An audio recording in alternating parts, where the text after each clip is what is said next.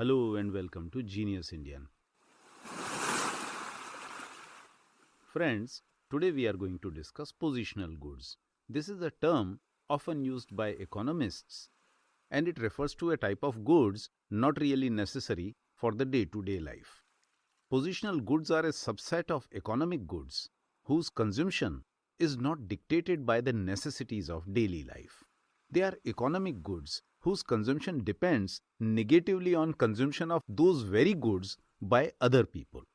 And that's why these goods are not mass-produced, and in most cases they are desired only by those people who have hit some kind of jackpot or who are interested in displaying their status to the society.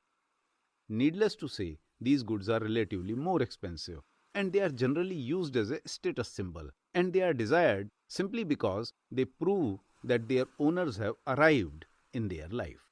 If everybody in India starts wearing a Rolex watch, then Rolex becomes an ordinary brand and it will not fall under the category of positional goods. If everybody starts wearing Rolex, then the super rich will not like to wear it and they will strive to find some other brand which is worn by a select few. So, indirectly speaking, the fewer people own some luxury product, the more exclusive it is considered. Goes without saying, positional goods generally exhibit luxury features, a stylish design, unique characteristics, and of course, a massive price tag. To accomplish the goal of signaling high standing, positional goods are generally not sold in common supermarkets, and they are made available only to a select few within a desired group. So, often, a lot of designer clothes are actually never sold in simple showrooms, and often their creators and designers invite the prospective clients and show the collections to them privately.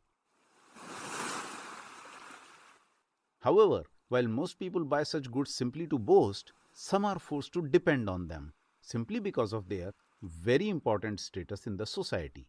For example, a top industrialist may be forced to travel by a private jet simply because for him to travel with the normal flight may be too time consuming or too distracting. Similarly, for a top Bollywood actress, it may be necessary to travel by first class simply to avoid being mobbed by her fans and paparazzi. Similarly, any ordinary person can go to the local barber shop or to a Javed Habib salon for a haircut. But if Amitabh Bachchan wants to have a haircut, he may have to try some other, more expensive and exclusive options. On the other hand, this 1963 Ferrari GTO, which costs $52 million, would be seen as something to impress others.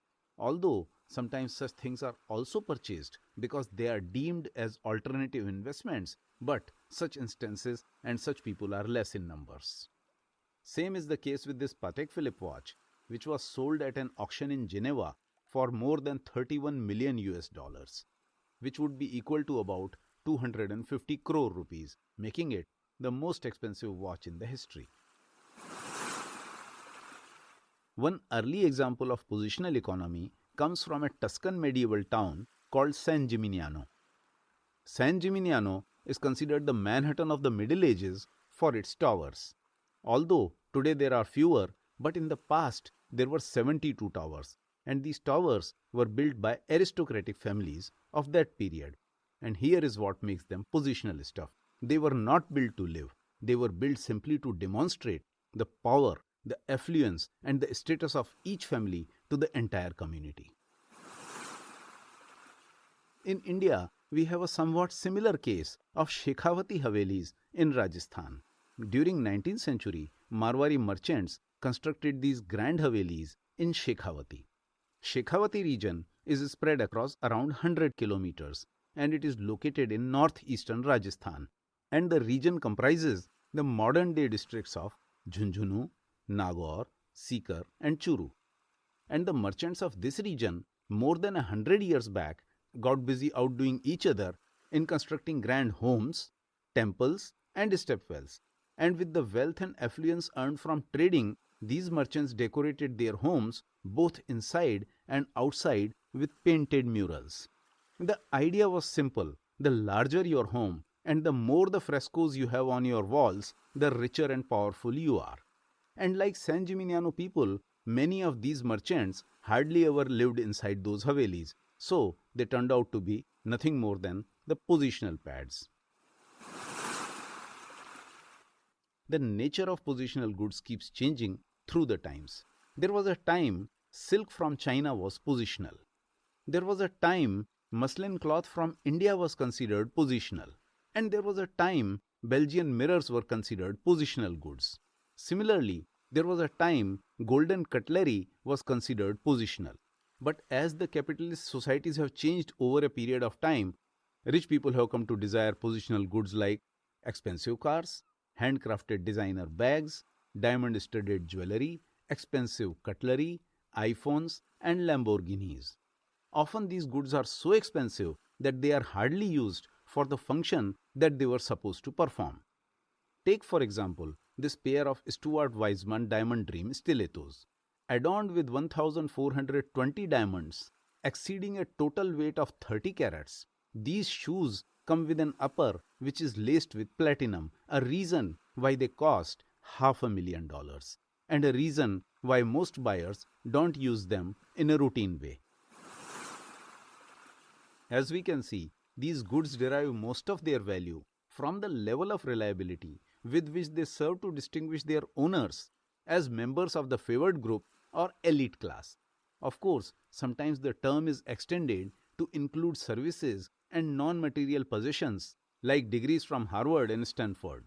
A lot of rich people are today ready to spend whatever amount of money to help their children get hold of a degree from Ivy League colleges or Cambridge or Oxford.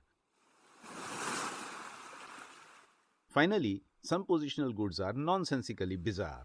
One of the most absurd examples of this comes from Saudi Arabia, where King Abdullah gifted a golden toilet on his daughter's wedding. The toilet was completely fitted with gold furnishings, including this golden commode and the golden bidet in the background. So friends, this was a brief intro to positional goods, a term coined by Professor Fred Hirsch and a concept refined by Professor Robert H. Frank and Italian economist Ugo Pagano. In the next episode, I will be discussing some other topic, a topic that improves our understanding of the world, and a topic that helps us realize our true potential. So please don't miss it. And the best way not to miss it is to subscribe to Genius Indian channel. And the best way to spread this knowledge is to like and share the video. And the best way to help me improve the quality of my work is to provide your valuable feedback. And finally, the best way to end this conversation is to tell you thanks for watching.